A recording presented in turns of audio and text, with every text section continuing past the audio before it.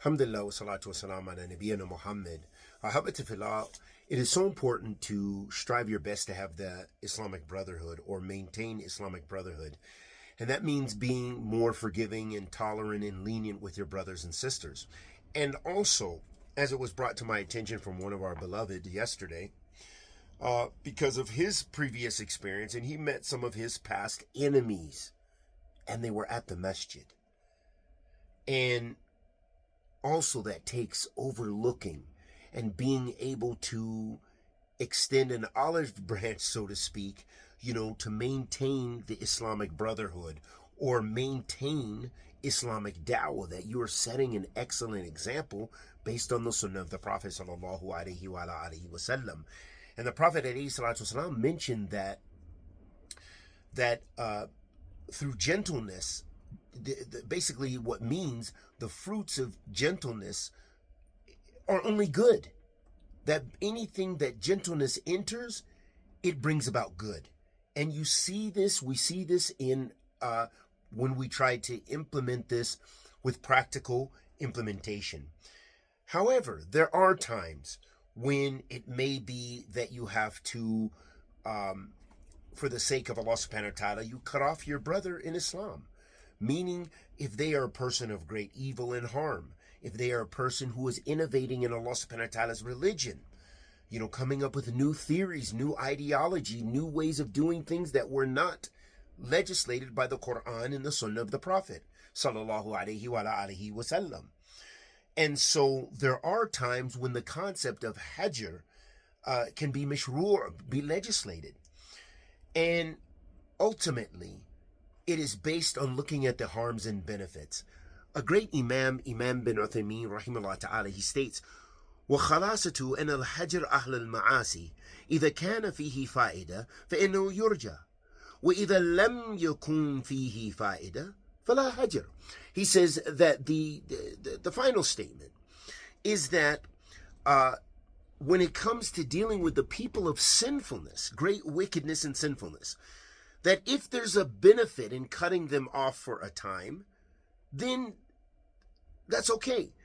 And if there is no benefit, no Sharia-based fa'idah or benefit, then do not cut them off.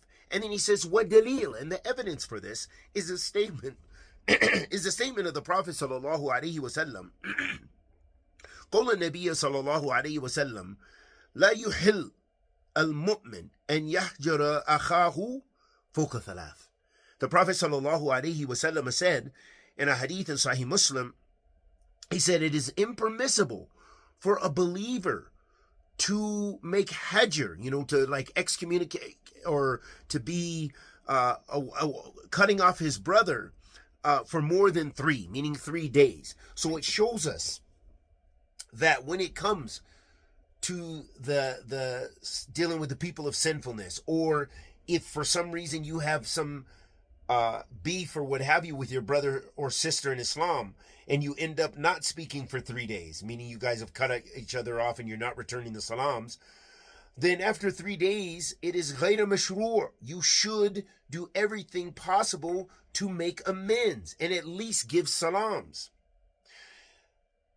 Finally, this is not inclusive of people of bid'ah and desires, meaning if someone is innovating in Allah's deen, it is more severe than that. So the scholars have mentioned in countless treatises of the mashru'iyyah, that it is legislated to make hajr from the people of bid'ah and desires.